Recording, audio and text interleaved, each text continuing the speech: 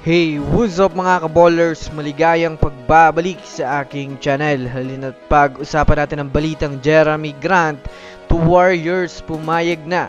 At ang balitang Dallas Mavericks overloaded na daw sa point guards. Tara na't pag-usapan natin yan dito sa Basketball Hotshots.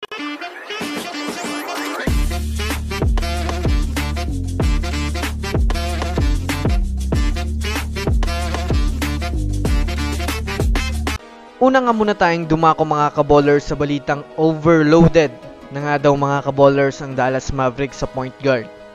Naibalita ko na nga po sa inyo mga kaballers kanina na opisyal na nga pong pumirma itong si Spencer Dinwiddie sa Dallas Mavericks ng veteran minimum contract.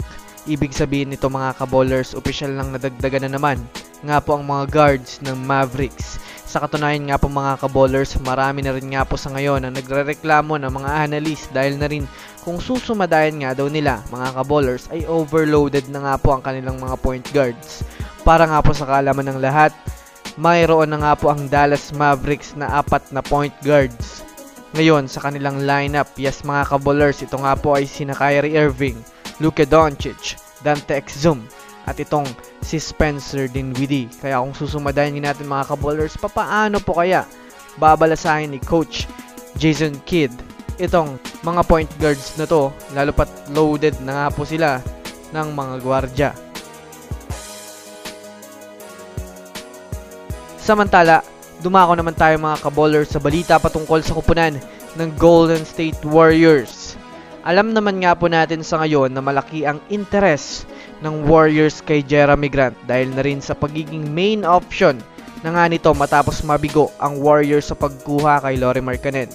Sa katunayan, nag-offer na rin naman nga po ang Warriors mga kaballers sa Portland Trail Blazers, ngunit wala pa naman nga pong ibinabalita na rumiresponde na ang Blazers sa offer ng Warriors. Ngunit bukod dyan, dahil nga po sa pagiging available sa trade ni Jeremy Grant, mga kaballers, ay nagbigay na rin nga po siya ng panayam. Ayon sa kanya, committed pa rin nga daw siya mga kaballers sa team ng Portland Trail Blazers. Ngunit may isa nga siyang kailingan mga kaballers na kung sakasakaling maitrade nga daw siya mga kaballers sa ibang kupunan, ay sana daw ay mapunta naman siya sa kupunan na magbibigay sa kanya ng malaking oportunidad na magkampiyon sa liga.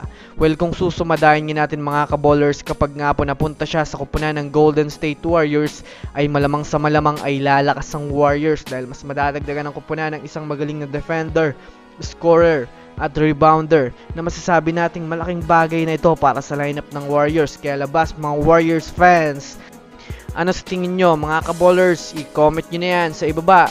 So yun lamang mga kaballers, yun lang naman na pag-uusapan natin ngayon.